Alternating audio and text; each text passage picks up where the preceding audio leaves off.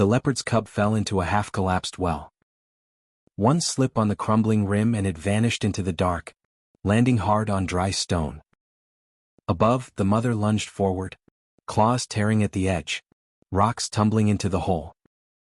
She called down, short, rasping cries that cracked in her throat. No answer came, only the echo of her own voice. She circled the pit again and again, panting in the heat. Dust rose around her like smoke. When the sun dipped lower, she did something no wildcat should. She climbed the ridge and walked toward the road, toward the sound of an engine. Eli was checking water stations when he saw her. Thin, ash-streaked eyes burning with something more than hunger. She didn't run. She looked right at him, turned once and cried out, low, pleading, desperate. The drought had drained everything. Rivers, creeks, even the wind. What used to be green hills had turned a rusty color. Eli Turner drove the back roads alone, checking the last working water stations. The radio was dead. No signal. Only the hum of the engine and the heat rising off the dirt. That's when he saw her. A leopard on the ridge, thin, dusty, standing in the open. She didn't hide or run. She stared straight at him, ribs rising with each breath, tail flicking like a signal. Then she turned, walked a few steps toward the foothills, and looked back. Her call was hoarse, broken, not a threat, a plea. Eli stepped out of the truck, sun on his face, rope over his shoulder. If she's not warning me off, he muttered, she's asking for help. The leopard moved quickly, pausing to glance back as Eli followed. She led him through brittle grass and thorn, dry earth cracking under his boots. Every few steps she turned, tail flicking, not to warn him off, but to urge him on. They reached a hollow between two boulders. At its center lay a collapsed cattle well, a dark hole ringed with broken stone. The air rising from it was dry, smelling of rust and dust. Eli peered over the rim. The cub was wedged against a bent pipe, one paw twisted under it, ribs fluttering with each shallow breath. Its fur was gray with dust, eyes half closed.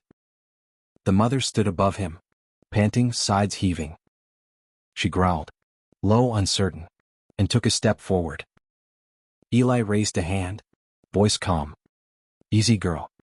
I see it. He backed toward his truck, grabbed his rope, and keyed the radio on his shoulder. Ranger Turner to base, he said, breath unsteady. Leopard cub trapped in a collapsed well, East Ridge Sector 9. I'm going in. A crackle. Then static.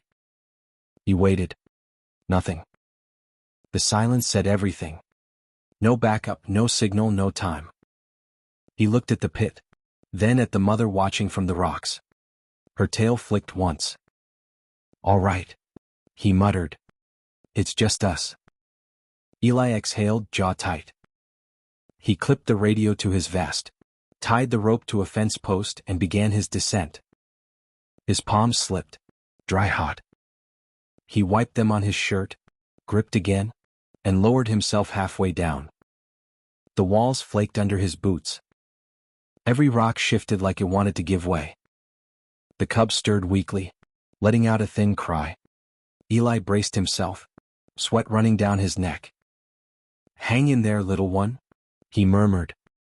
Above, the leopard snarled, a sharp, desperate sound that echoed down the well. I'm trying, he called up, breath catching. He repositioned his grip and heaved again. The rusted pipe cracked loose with a sharp ring, sending dust raining down. The cub yelped, tried to crawl, then fell limp. Eli's stomach clenched.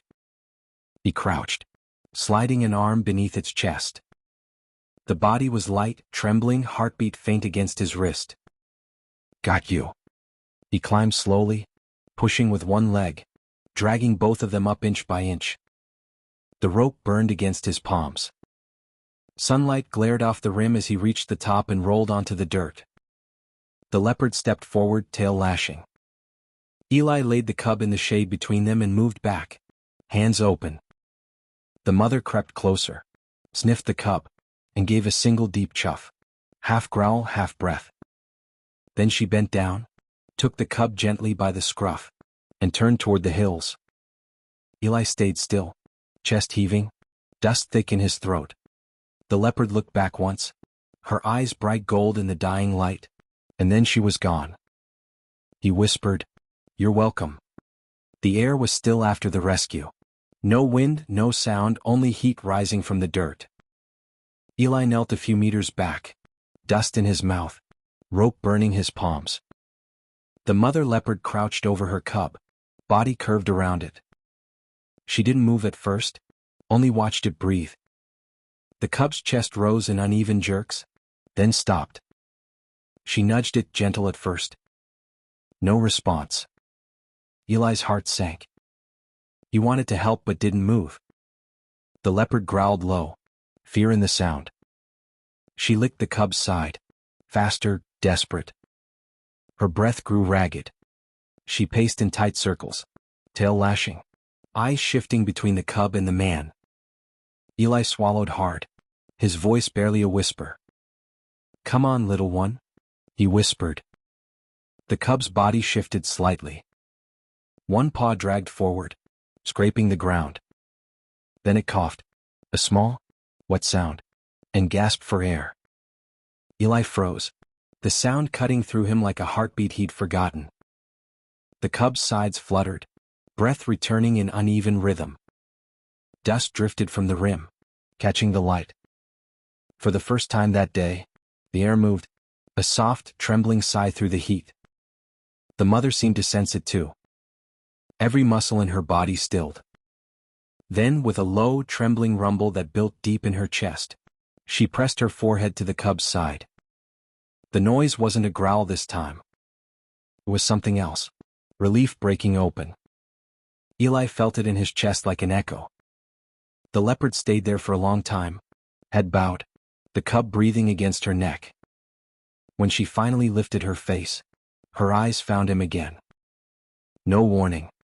No threat. Only a quiet acknowledgement, the kind that didn't need words. Eli exhaled, slow and unsteady. He'd seen animals fight, flee, and die.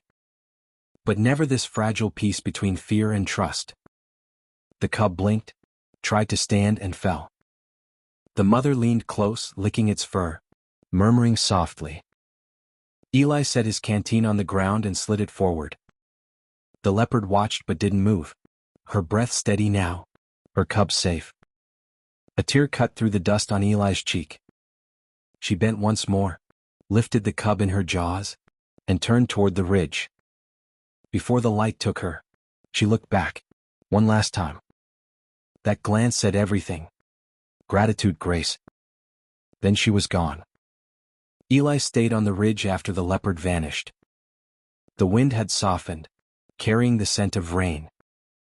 He looked down at the well, cracked stone, rusted pipe, already half buried in dust. He gathered his rope, gloves, and the untouched canteen. Each movement felt slow, heavy, the calm after fear.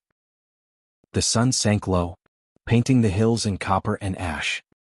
A hawk wheeled overhead, its cry sharp and alone. Eli watched the horizon where she'd gone, her cub limping behind, stubborn, alive. He smiled faintly. She didn't come for help. He murmured. She came for hope. He turned toward the truck, boots crunching over dry earth. Behind him, the wind whispered through the grass, a low rumble far away. Not a threat. Not a warning. Thanks. The last light slipped behind the hills, and for the first time in months, the air felt alive, cool like rain coming.